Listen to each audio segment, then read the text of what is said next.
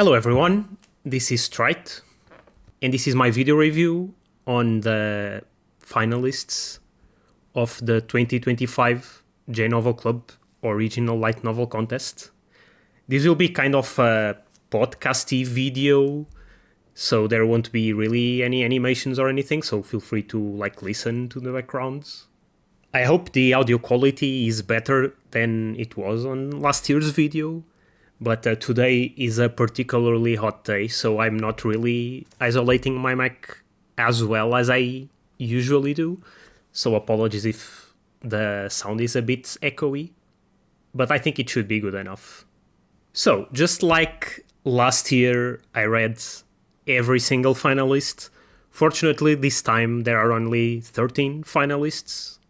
Last year there were 20. And who the hell am I? If you don't know who I am, I'm a writer. I think I can call myself a writer. I mostly write light novels.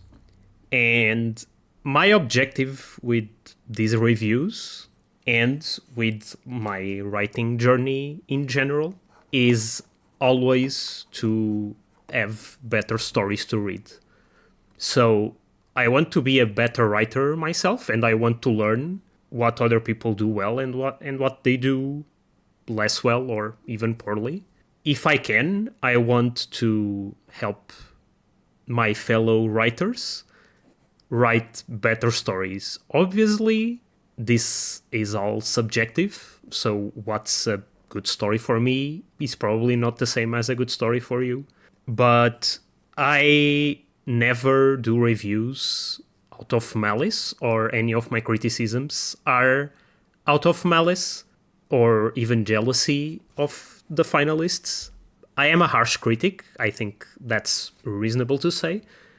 But I think it's important for any writer to not settle for writing something mediocre or just good enough. I think we can all get better at this together, and the only way to get better is to hear what needs to be heard. Obviously, I'm just a guy. I don't have any professional experience. I just read a lot about writing. I think a lot about writing. I read most books I read with a critical eye, and especially when people ask me to better read their material, I look at their writing with an extra critical eye. All of that is to say that you might disagree with me, probably, and to any authors that might hear my thoughts, and I am a little bit more critical of your work, all of my criticisms are from someone, just a guy. I don't have any credentials or any authority in particular. All my criticisms come from a place of wanting everyone to get better at writing, basically. I also entered the contest. I think that's important to say right away, in case someone is like, oh, but he's just being jealous of the finalists. Not really.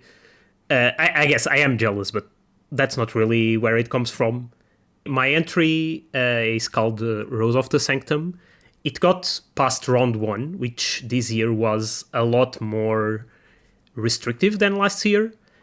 Compared to last year, when I didn't even make it to round 1, which was way more permissive. I think that's a pretty good improvement. It's not the same story. I am a bit sad my story didn't make it past round 1, because a lot of people helped me with it, and I want to thank everyone who read, at the time, just Steel Project Dungeon. That's kind of like the codename I used for it. And I had to rewrite the entire thing from scratch, and I didn't really have time to finish it, so I submitted an incomplete story. I am a bit sad because of all the time investment I put into it, and I really think it's the best thing I have ever written so far, other than short stories people ask me to write. So I do intend to finish Project Dungeon. I'm not sure what to do with it. I'm not sure if I'm gonna submit it to any potential third contest that there might be, or if I'm going to publish it elsewhere. But yeah, I am reasonably happy that I got past round 1. I am happy about that, but I think I have what it takes to get at least to the finals. And part of the reviews of the finalists is to help me get a feeling of what makes it finalist material, at least in J-Novel Club size, and also to learn from everyone that is significantly better than me. In my opinion, some of the stories are really good, so that's another more personal reason to be doing the reviews, is to learn and do better next time, whenever that will be. So as I said before, I'm not really a professional in this or anything, but people seem to enjoy my work and my criticisms. I'll do an absolutely shameless self-plug. I do have a VGen where I do a series of writing-related services, and one of them is beta reading/reviews. Many people enjoy my work and enjoy my reviews, which is very humbling. To be honest, like, I'm just a guy. I just read stuff and I try to help as best as I can. So if that's something that interests you and you think you need a little bit of help with like better reading, or just a review of your work, and you think my criticisms of the finalists make sense, you can check out my VGen, and if you're interested, you can commission me. That's my shameless plug. I couldn't, like, I don't think it would be a little bit disingenuous to do like the video reviews and then not talk about my actual like semi-professional reviews on VGen. So you can read, my reviews are all public, so if you want to read what my more comprehensive work is, you can check that out. Speaking of writing reviews, last year I wrote reviews for each of the stories. I decided to not do that this year for two reasons. One is just I have a little bit less time this year to like do written reviews, because it takes a lot of work to like construct a review that like connects all the elements and explains why I feel the way I feel. Since I was gonna do the video anyway, I decided to just skip the written reviews. Also for the sake of my sanity, because last year I kind of went a bit batty about the writing I had to do and all the reading I had to do. So the video review is going to be a little bit more casual, more structured than the video review last year, which was more of a summary of my written reviews. But I'll try to be as comprehensive as I can. That said, if any authors want to discuss in private, you can feel free to reach out and I'll do my best to help you. That's aside from the commission stuff. I'm doing a pass for all the authors I am already doing a review for. If you want to like casually discuss your work, feel free to reach out. I'm happy to help. And all those links are in the description. I also spent less time reading each story than I did last year. So last year I tried to read every story to the end. This year I just kind of tried to read about an hour of each story. So some of them I almost got to the end, some of them I didn't read until the end, but some of them I only read about a third. But in general, I think that's enough to like get a feeling for maybe 80% of what I think grabs the reader, which is the concept, what the setting is, the main characters, and the inciting incident. How the story develops later on is a lot harder to judge, especially because we don't even have access to the entire stories. So I'm judging the previews basically on not as much on like the story progression, but more on how the first impact the story has, which I think is very, very important for a writer to nail. In general, I think the finalists are quite a bit better than last year, the overall quality. There's more genre variety. There's more genre variety. There's no really absolutely terrible stories. That might be because there are less finalists this year. There are only 13 out of last year there were 20. There are no really major standouts as there were last year, at least for me. I don't think there will be a grand prize, but last year I said the same thing and I was wrong, so we'll see. I'm going by the order the stories appeared on the site, which might not be the same order as you read them. And also keep in mind I rate things out of 9, so my rating scale goes from 1 to 9. And the reason for that basically is that means the 5 is like a middle number, and if we rate things out of 10, it wouldn't be a middle number. Anyway, it's a whole thing, so keep in mind that 9 is my top score, and 1 is my bottom score. Anyway, that's all the introduction, and without further ado, let's go to the first story. Okay, so the first story is Night and Flower by 𝗪𝗏. This one is one of the 3 repeat finalists from last year. I actually only realized that the name changed since the contest last year. So basically what happened is the author switched the order of the words around. So last year it was Flower and Night, this year is Night and Flower. Sadly, as far as I can tell, the actual story is about the same as before. And I wasn't really a fan of the story last year, and I'm still not a fan of the story here. I think the post-war setting is interesting, and I think it has potential to be used effectively, to give the knight some real bite and personality. That's really about as much praise as I can give it, unfortunately. The setting is a little bit of generic fantasy, which at this point is kind of par for the course, so I'm not gonna be that harsh about it. The story structure itself seems like basically an escort mission, which is kind of a boring structure in my opinion. It's kind of trite, it's kind of quite overused.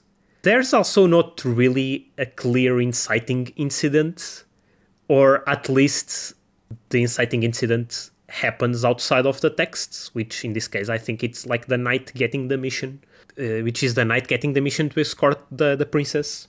The prologue could have been used to set up the story and to be like the inciting incident, but the prologue is one of those prologues I'm not a fan of, which is those prologues that are super vague and don't really tell you anything about the story itself. And you sometimes see these prologues in actual novels, in published novels, I mean. And I'm never really a fan of them. In this particular case, it really does nothing to affect how the story reads, so the prologue is completely superfluous as it is. So those are the problems with the inciting incident and the setting. But really the main problem of Night and Flower is really just how boring it is to read. So I'm going to be using Night and Flower as an example to talk about a bit of a philosophy or a way I understand stories.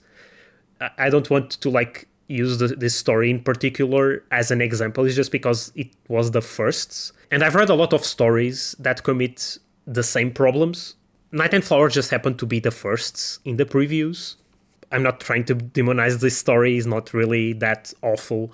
It just kind of happened to be the first I read, and I think it's a good example for me of what I mean. So these 2 concepts I've been kind of developing as I read more stories and I criticize and I try to help more authors. It's a problem with the characters and the plot, and a problem with the prose. So the problem with the narrative part is the lack of conflict or tension. So when someone talks about conflict, some people tend to think it means fist fighting or actual drama or characters getting disagreeing and shouting or whatever, but that's not really what I mean when I say conflict. So that's why I'm kind of using the word tension kind of to mean the same kind of nebulous concept. So what I mean by tension is that basically you can't have a story about nothing. And this kind of feels like an obvious statement. But what I mean is when you have a story where people are just living their normal lives and doing things they like and talking about stuff, that's not really a story necessarily. And a lot of writers do this where they create a setting that they like and create characters that they like, but then they just write the characters doing cool things, but those cool things aren't the story. This is not really the case with Night and Flower, where there's actually a story. It's not a slice of life, but even a slice of life has tension. All that is to say that some people might disagree with me, and might be the types of stories I like to read. And I know there are a lot of stories in the light novel sphere that are like stories about nothing or just about characters living their cool lives. And those kinds of stories typically bore me. So maybe this is the rifts between me and what maybe some other type of audience likes. Pertaining to Flower and Night, the problem is there's basically no conflict or tension in the story, or what there is very minimal. So for example, the opening shot, excluding the prologue, the opening shot of the story is about the knight and the princess in the carriage. They get attacked by bandits, and then the knight escorts the princess out of the carriage and then runs and then kills the bandits in one stroke of his sword or something. That opening shot could have been a perfect opportunity to introduce the characters and introduce whatever chemistry they would have together, because this story is kind of a romance, or at least it has romance vibes. But instead they are completely mute, they don't interact with each other on the carriage. We don't have a feeling for who these people are. The knight is very boring to read. He doesn't really have much of a personality. He takes the mission without complaining. He's kind of a drone.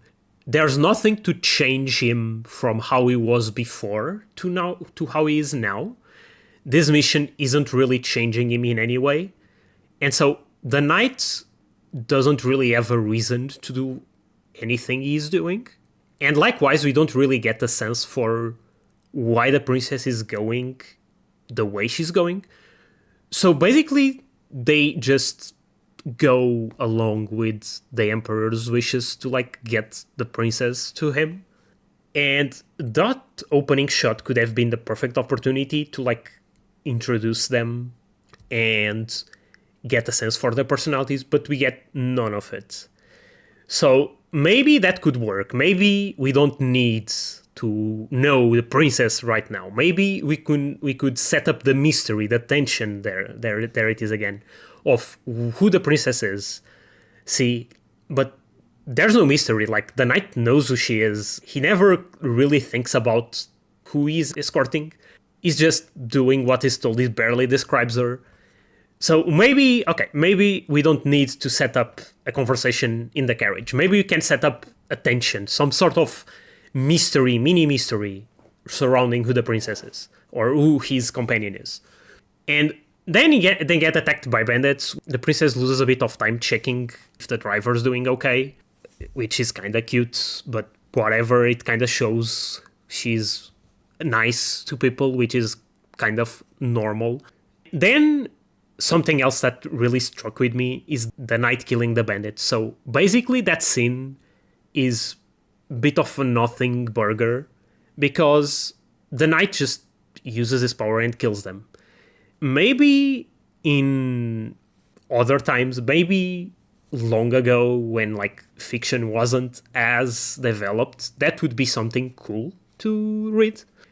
But nowadays we get so many overpowered protagonists that kill their targets in one stroke, or are so overpowered they can deal with all the bandits. Here we get nothing really unique to differentiate this knight killing the bandits from anyone else. What about that scene tells me about the knight? It just tells me he's another overpowered guy. He doesn't hesitate. His power doesn't require any setup. He just uses his power. He's overpowered. That's all that scene tells me about me. There's no tension. There's no conflict in that scene. The outcome is probably the most boring there could be. It's not a fight scene. So what's the purpose of that scene? Is to show that he's overpowered? But that's not interesting anymore. An overpowered protagonist is not interesting anymore. I have mentioned this a little bit before, but the two lead characters have basically zero chemistry together. And chemistry is something that many people think only applies to romantic characters or romantic characters that might be interested in each other.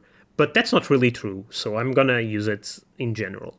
Even if this story is not a romance, they have zero chemistry together. They are both treating each other nicely. The princess has about the personality of a shoe. She doesn't have any bites. She's just a nice girl. And the knight is kind of angsty, edgy dude, but that still treats her fairly. Like, that's not interesting. Their interactions are just excruciatingly boring to read through. And that kind of leads me to the prose. So the prose is competent in general. But the problem with the prose is something I don't really have a good word for it. It's not that it doesn't flow well. It does. It's just not really that interesting. There are no...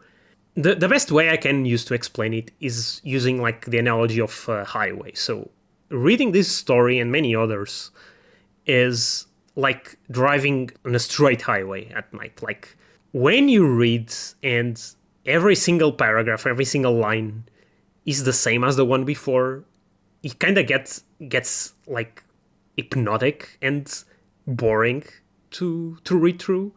And when I read a story, I like to be engaged. I like to be excited about what I'm reading. I like to turn over the page and see if something different is gonna happen.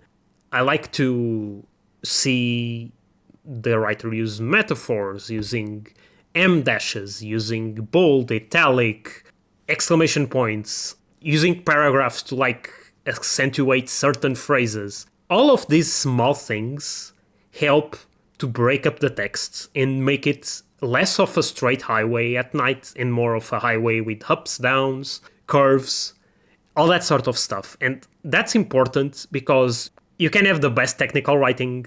If the prose itself is boring to read through, that's just not engaging for me. Flower and Night really suffers a lot from this problem. The prose is really stale. That's another word to use. And like it's competent. And I'm not really too concerned about the prose being particularly unique. I like it to be engaging, right? I don't read stories to be bored. I read stories to be engaged, to see other worlds, to see interesting characters, interesting worlds, interesting plots. And the prose is the medium we as writers use to convey our worlds. And so if our medium is not up to snuff, we are not gonna grab the readers. To be fair, the knight does have his little moment in the well where he's like clearly haunted by like his past ghosts, but that scene doesn't really fall very well with me. Like it's too little too late, and it doesn't really have any consequences with like the princess or anything later. So yeah, I stopped reading about that because I saw that the story would be going about the same as before. So basically the conclusion is that this is a bit too safe, both in terms of like the prose and the story. We neither the knight or the eponymous flower leaving their archetypes much at all. They don't have any chemistry. The plot is very thin. So I really like the prose is not exciting. So I really lost my interest extremely quickly. So I'm giving it a 4 out of 9. So a little bit below average. As of right now, from what I read, I think a 4 is fair. Okay, so the second story is My Childhood Friend is in Love with My Mecha, and the author is 𝗪ble. This is actually quite a decent story and prose compared to at least Night and Flower. The setting itself is quite original. It has a lot of original ideas, or at least ideas I don't really see very often. Like the concept in general from the title alone was bound to be like hilarious. So it's kind of like a rom-com. The prose is very solid, and it does something I really appreciate, which is like the protagonist using in-universe metaphors to like compare like the height of stuff with like the mechas. And I think that's really well done. That's kind of the stuff I like to see that keeps me engaged. And the actual plot twist, which is kind of spoiled a bit by the title, is actually very well done. It was kind of funny to like, oh, so that's why it's called this. And the opening shot was also very entertaining, very well written, from like the perspective of these girls going to the academy, and her childhood friend is kind of like doing the wall slam on her, and she's like getting all flustered. That's really fun. So overall, the story kept me mostly engaged. The characters are really solid. So there are a fair few things that are bringing it on for me. The first one is like the prose has quite a lot of few minor mistakes. That's like stuff that always happens. Any writer like makes mistakes. Some of these things could like probably be detected by like grammar checks and stuff like that. There's also an abundance of what I call glossary words. This is something I'm very particular about. And basically glossary words are any words whose meaning is not obvious, except if it is explained in the story or if someone explains it to you. So it can be any made-up words or any made-up term in universe, or it can be like using a previously existing word in English or whatever language. It is used in a context that is different, or it is used in a way that's different from like the dictionary meaning. So that's what I call glossary words. And I'm particularly picky in this matter because so when there are a lot of terms that are unexplained that I have to keep in mind to understand what the story is talking about, I kind of start zoning out and I start losing a little bit of interest. This story is not really that bad about it, but there are a few, and maybe the prologue could have helped because this story starts in chapter 1. But there are like, it's teetering on the edge of being a bit annoying for me. So I would have preferred to like have some like somewhere explained that this word means this and this word means that, so I can like understand what the characters are talking about. The feeling I have after reading this is like, yes, the characters are funny and the story is kind of funny, or what we read, the scenes are funny, but at the end of the day, I'm left asking myself, but what's actually the setting and the story here? Because we have a very brief explanation of the Mecha's role in this world and what our MC's deal is, but I don't really have a solid grasp on the entire world and where, and coming from that, where the story is supposed to go. Like, for example, like the main character is called the Prodigy many times, but we don't really know what that means in the context of this world. Why is she a prodigy? Why can't her childhood friends pilot the mechas? It's like an aptitude thing. It's like a genetic thing. She only really interacts with adults other than like the opening scene. So what exactly makes her special? And what is she doing in this academy? Like, it doesn't really have... It sounds like it doesn't really have a solid structure behind it. So like another example, like the entire academy seems to be quite wealthy with like the maid and stuff that shows up halfway through. But what sort of crucial role do the mechas play in this world to make training the pilots require that much opulence? We have like a mention of like old money with a war or something, but why would that much money still be invested in the mechas? We also get that conference with like the big wigs, but the story doesn't really advance at all in that scene. So at the end, I'm like, okay, so where is the story going? What's the deal with this world beyond the title? So basically, the feeling I had reading this is that the story was brainstormed out of the title, but then it wasn't really constructed well enough to sustain itself to be an actual story Obviously, I might be wrong about that because I didn't read the entire preview. I don't know. I still think it's good. It's kind of fun and funny, but since the story seems to be kind of up in the air, or at least extremely slow to get started, I'm giving it a 7. I think that's relatively solid, but yeah, there are a few problems there. Okay, so the next story is The Cat Forgot Its Tail by 𝗪𝗀𝗪. This one is interesting. So the basic concept is that there's a town where people forget who someone is immediately after that person dies. And just when everyone thought the problem was over, one of the villagers gets murdered and no one except our protagonist remembers who she is. That's a really interesting setting for like a murder mystery / horror story, if that's where the story is going. But the problem is that the pacing here is just a bit off at points. So there are two main scenes that stand out. So the scene between the funeral and Farah's body being found, and then the one immediately after when they go to her house, the pacing is kind of strange. The scenes aren't really well divided. They just kind of flow into each other. It's kind of strange pacing. It's kind of wonky a little bit. And the funeral scene itself is also a bit confusing to follow. On a second read, I can understand what everything means, but on a first read, again, maybe the lack of prologue or the use of glossary words that aren't explained are kind of what I feel, but that funeral scene feels a bit confusing to me.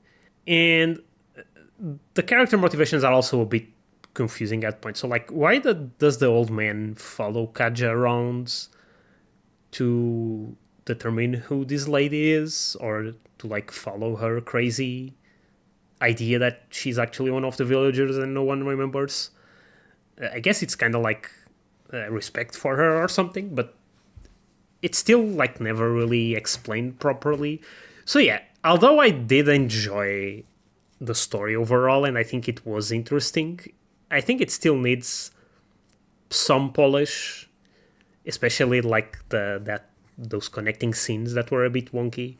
So I'm giving it a tentative 6, which is not bad by any means, but it's still a little bit, it needs a little bit of polish and yeah, to really find its stride. So the next story is With the Age Gap Gone, Will the Witch Fall for Me? With the author being MB Rain. And this story, my judging of this one is severely affected by the fact that the preview starts at chapter 6. So it's really hard to get a feeling for the setting and how the characters' relationship developed up to this point. Fortunately, it's the only story of all of them that really suffers from starting in the middle, or the preview starting in the middle. And this one didn't really leave much of an impression other than the yikes factor, because as far as I can understand from the title and what I read, the characters in the story are a kid who's 11 and a witch who looks like a kid but is actually an adult. And so the like moral question surrounding that relationship is a bit yikes for me. When the concept itself kind of loses me, no matter how interesting the story might be, I kind of don't think it's gonna go very far. I don't even know if there's an audience for this type of thing. Other than that, overall, I think it's well written. Like, the prose is decent if there isn't anything special about it. The characters do have some chemistry together, to be fair. It's out of context, it's just kind of slice of life fluff that really doesn't engage me that much anymore. So I don't really have much of an opinion about it other than the yikes factor. So I'm giving it a 5. Like, it's not bad. It's not really anything special either. So yeah, didn't really leave much of an impression. But next is another repeated finalist, which is Our Worlds Align by Christine Nicole. So my opinion on Our Worlds Align is Basically the same as last year, but fortunately we got the story from the start this time, which really helped with understanding the setting and where the plot is going. My overall thoughts are about the same, so I got the pretty much the same feeling last year as I did this year. I think the concept itself is quite good and original, and the story actually seems to progress and seems to be well thought out, which is something I can't say about some of the other finalists, as you probably have guessed by now. However, the main problem is the prose, which is very stale. It's very similar to Night and Flower. It's a bit overly descriptive. It lacks that excitement to like keep me going. Connected with that, the characters are also very forgettable. They don't really stick in my mind. They are just a bunch of kids, but none of them really have like much personality to speak of. And there are a lot of them. Like I remember last year there were like a group of five or six kids. And like with a group that large, you really have to make them stand out from the norm. And unfortunately, I think the characters are a bit meh. They aren't bad, but they are a bit meh. So I think if these two problems are solved, this story could probably be one of the best finalists. It has the potential to be one of the best finalists. It just lacks that oomph on the prose and the characters to really keep me engaged and keep me wanting to read more. So I'm giving it a 6, the same I did last year, I believe. It's good, but it's not really that exceptional because of those two problems I mentioned. So the next story is The Goddess Forgot to Make Me OP by Alex Francis. And the best way I can describe this one is aggressively mediocre. The concept doesn't really have anything particularly unique going for it. We have pretty much seen every single idea that this story shows us somewhere else. Even the like fabric slime, I'm pretty sure I have seen that somewhere. And the technical writing is also quite poor compared to some of the other finalists that are like missing commas, too long sentences, stuff like that.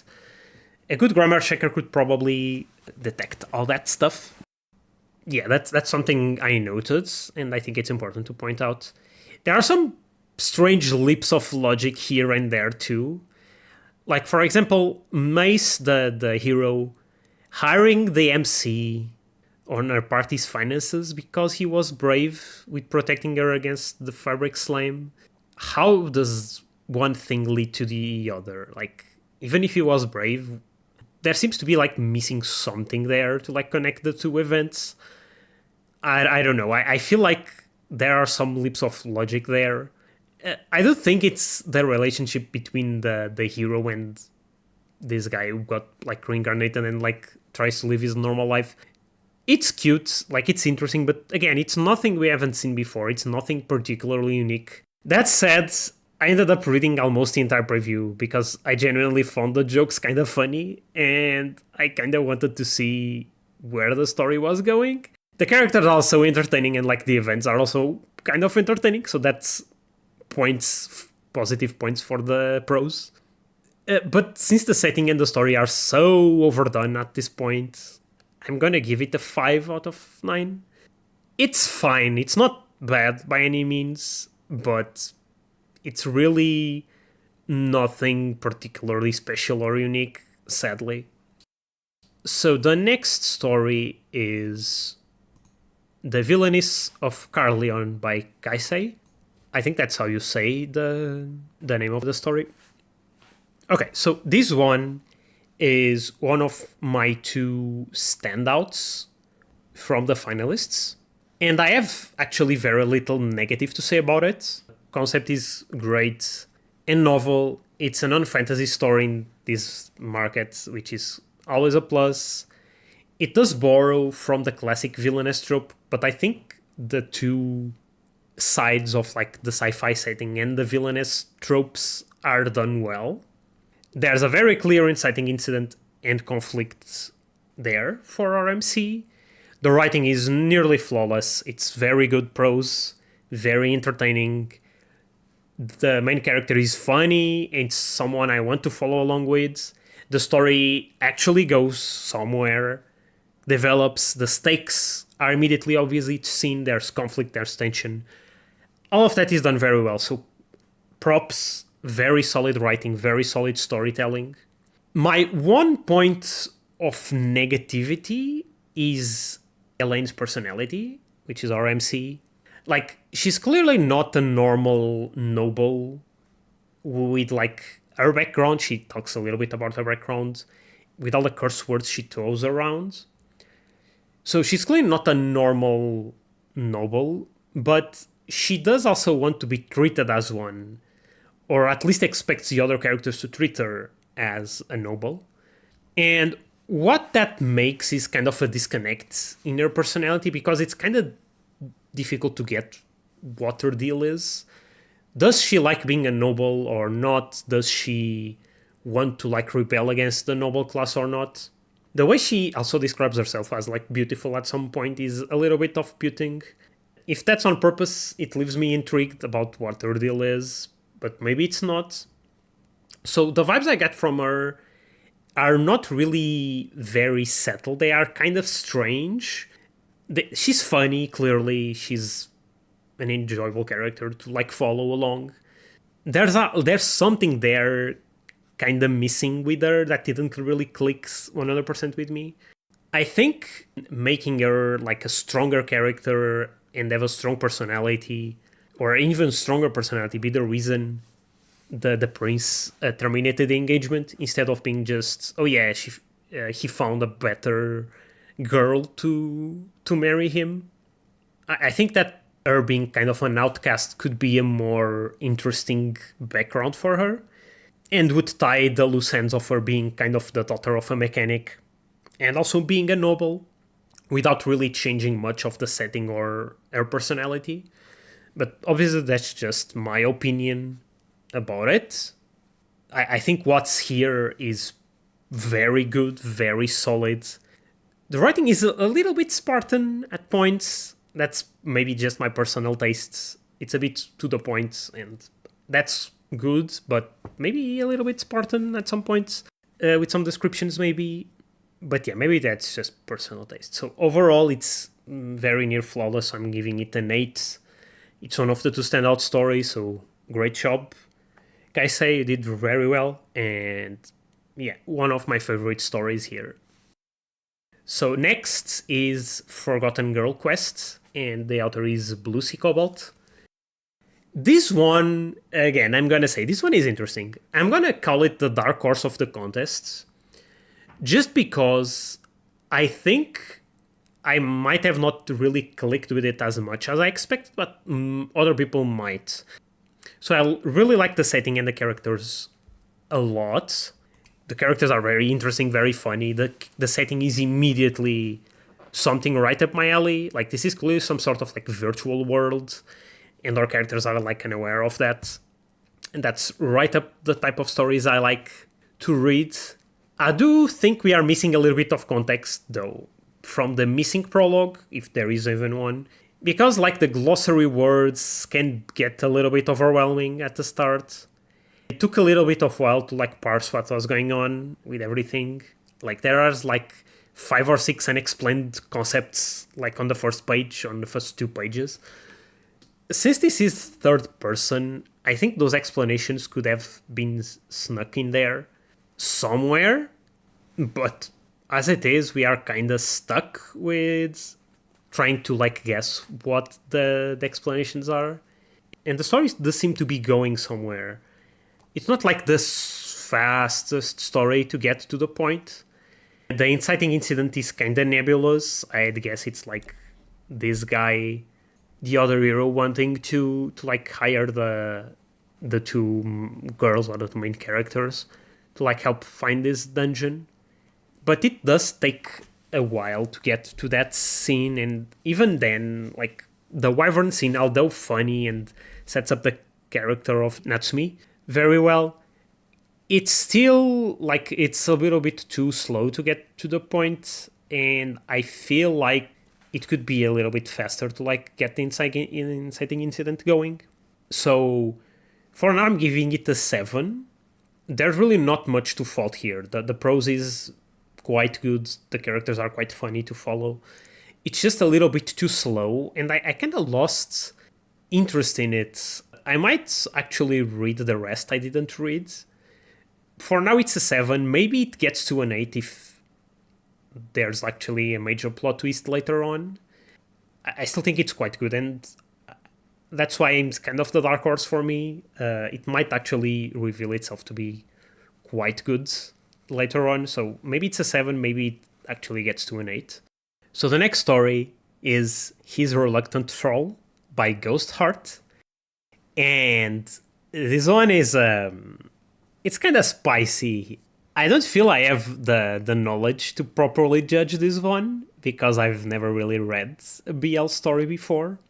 My impressions of it was that it was quite well written, one of the best written stories here, and it really does everything well to grab the reader. Like, the characters are interesting, they have good chemistry together, the inciting incident is like immediately obvious and sets up the plot very well. But the kind of concept itself left me a bit uncomfortable. While I was reading, I was like a little bit comfortable with like the whole power dynamic of the two main characters. I think that's on purpose, that power dynamic is a bit off-putting, but it still left me a little bit uncomfortable. It wasn't like, clearly it's not really a romance type of BL, if the title didn't really give it away. And so, since it was not something I particularly would enjoy reading, I kind of stopped after the introduction of the blurb on the site is the vampire dude. I stopped reading there because I was like feeling a little bit uncomfortable with the whole situation, and it's not really the type of thing I would enjoy reading. And like, this is really silly, but something that stood out to me is that the MC kind of says the rich vampire dude is 2 inches taller than him, and then the guy says he's 6 foot. And for my metric pulse, that's 180 centimeters for the main characters and 185 for the vampire dude. And like, I don't know a single man who's that tall. Like, 180 centimeters is quite tall, and would have a complex about not being tall enough. I might be wrong about that, but it really seemed like something that no man would really notice. He wouldn't be like, oh yeah, it kind of makes me feel small. I don't know, maybe it's just my bias, but I don't really know any guy would be like, oh yeah, I really want to have like 185 centimeters and I have 180. I don't know, I really found that kind of funny. So because I'm not really an expert in this, I did something I don't usually do, so I asked some female writer friends what they thought about the story, and they basically agreed that this type of story is popular among women nowadays, and that it's basically 50 Shades of Gay. So take that as you will. So it's kind of hard to judge for me, but I'm giving it a 7. I think it's well written, and like, in theory it's done very well, but like, the entire setting is probably kind of off-putting for many people. Even those female friends, like BL, said the setting was uncomfortable. So yeah, it's kind of hard to judge how it will fare in the contest, but for me at least, I think it's solid. It's just the setting is kind of uncomfortable. So next is Cavalier Magica by James C. Macas, and this is by far the shortest review, and the reason is very simple. I couldn't really read much of it, and the reason why I didn't read much of it is also very simple to explain. There are so many descriptions of mechas and weapons and radio, and even sprinkled in with glossary words. I just couldn't keep up with the story, or whatever story there was there, whatever setting there was there, whatever characters there were there. Like, it's so overwhelming with so much descriptions that, like, it felt like I was reading an encyclopedia.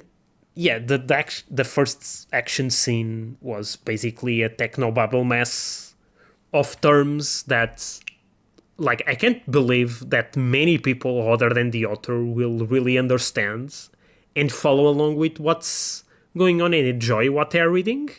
Whatever setting and story that's there is inscrutable. I don't even really know what the story is about other than the blurb.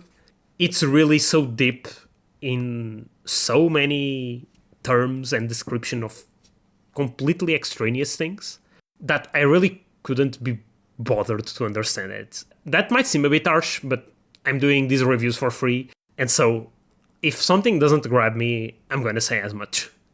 So really, the moment you start to distinguishing guns by their caliber, like, you are severely reducing your audience's size and who would actually enjoy reading it. So for the record, I don't think no one will ever enjoy this story. Clearly it made it to the finals for a reason, but it's so bogged down by all that stuff that I couldn't really enjoy reading it.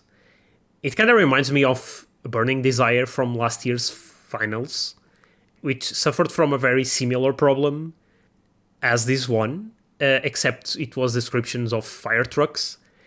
So I'm not really going to rate it, because I don't think it would be fair to rate a story I didn't read past 10 pages or so. But for me, it's easily the worst story of all of them. Sorry about it. I really couldn't read it.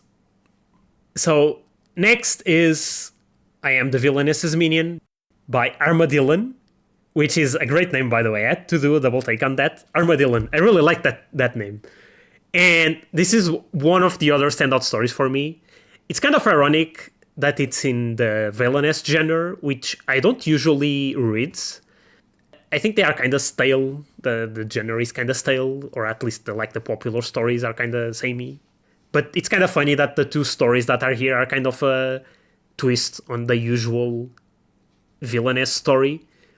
Because I really like it, I have very little to say. Like, the concept is novel enough to be entertaining. It's simple, but it's novel. What if the protagonist got reincarnated as the minion of the villainess instead of the villainess or whatever? What really carries this story for me is the prose, or the main character. They are hand in hand because it's in first person, but it's just funny. It's just funny to read. It's just fun to read through. The main character goes to all these hijinks. She kind of undresses to show that her power is actually real and she isn't actually cheating the measuring device. The story itself is fun and it's smart in how it utilizes its setting. So, for example, something that really made me, oh, so this is smart. This was well thought out. Is when the main character tells the villainess she has an accident with her magic, and she kind of gets sick, and she uses that event to tell the villainess that she forgot everything.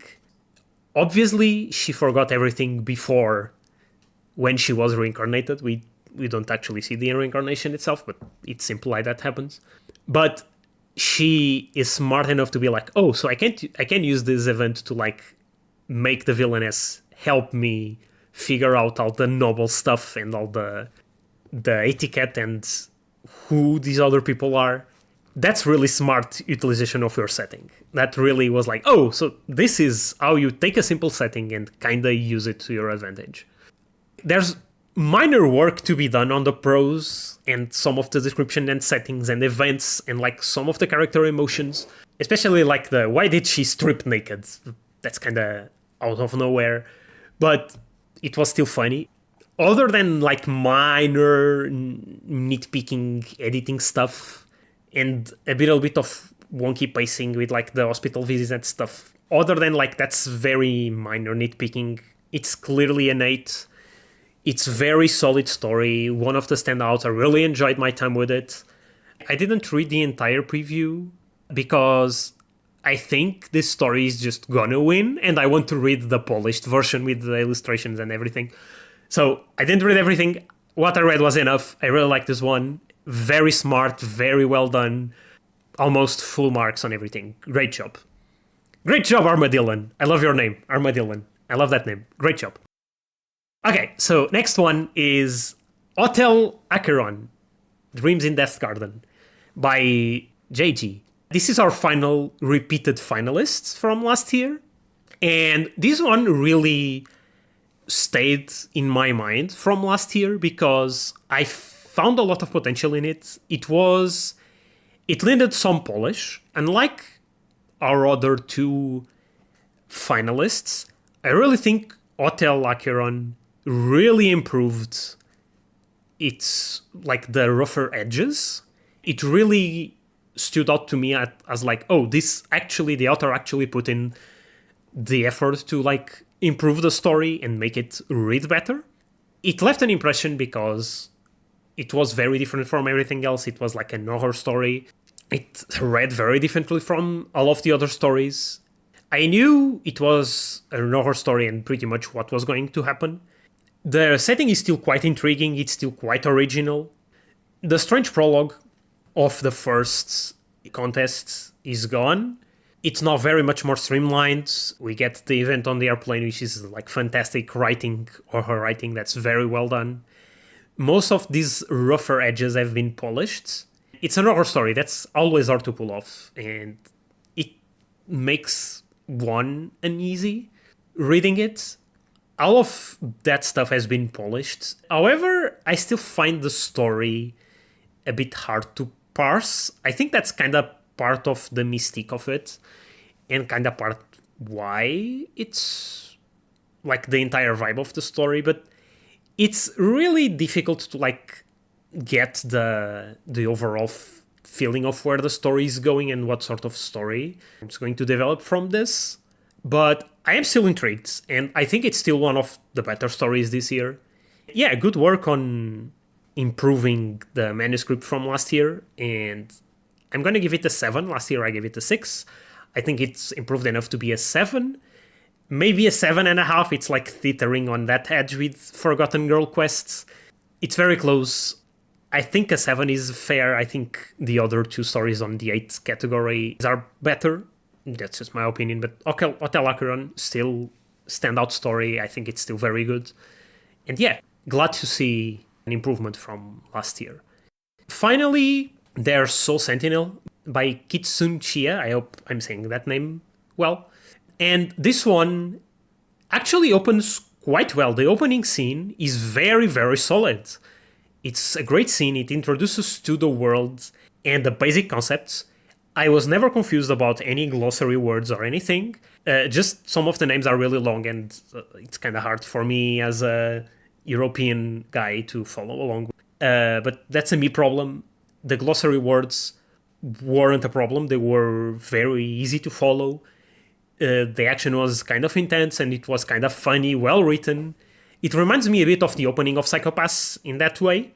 And the concept itself is also quite interesting because it like combines like the futuristic technology with the more traditional like soul cultivation and like mystic power, and like the demons and like kind of like, I don't know how to describe it, like avatars of the main character he used to like solve the situation on the first scene. So that's actually very interesting, and I think it's one of the most original concepts here. However, after that opening scene, the story kind of grinds to a halt, and we get a few scenes where there's a really long description of like the training regiment of our protagonist and like the poses he has to do. It kind of lost me there because it's kind of difficult for someone who's not already into that stuff to really find that interesting. And maybe I'm just being a little bit vanilla, but all those descriptions really kind of lost me there. I feel a little bit bad saying that because the story is well written, but yeah, those scenes kind of lost me a little bit.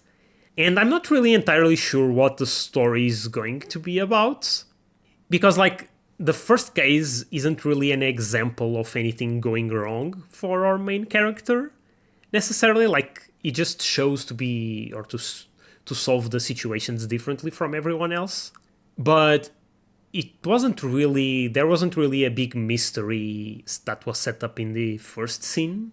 It kind of just happened, and then the story ground to a halt. So I'm giving it a 7.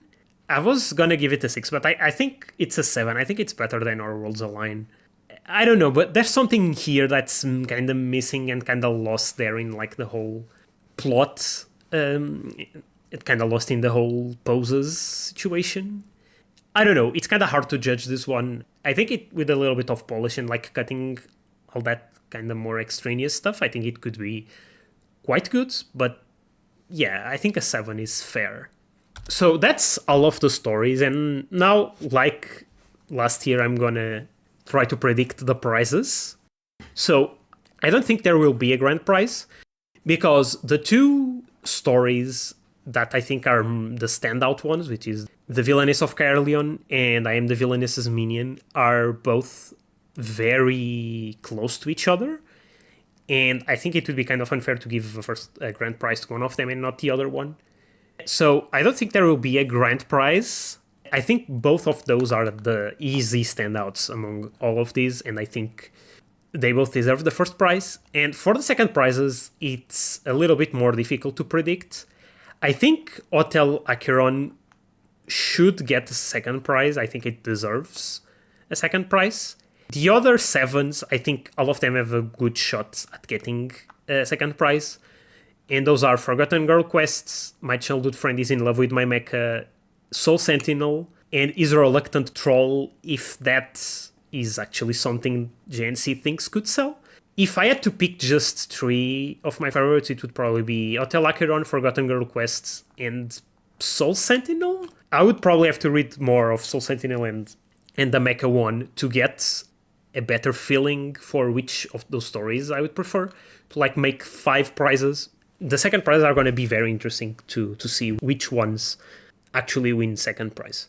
Okay, so that's all the reviews done. Once again, I'll say, take everything I said with a grain of salt. And if any of the authors of the stories want me to like give more feedback or want to like discuss some of my criticism and if I got something wrong, feel free to reach out, leave a comment in the video, reach me on Discord.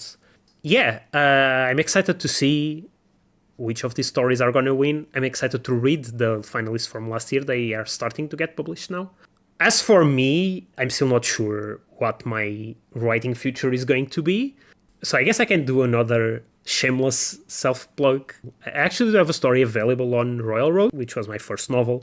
It was published a long time ago, and we are trying to see if on Royal Road it gets more popular.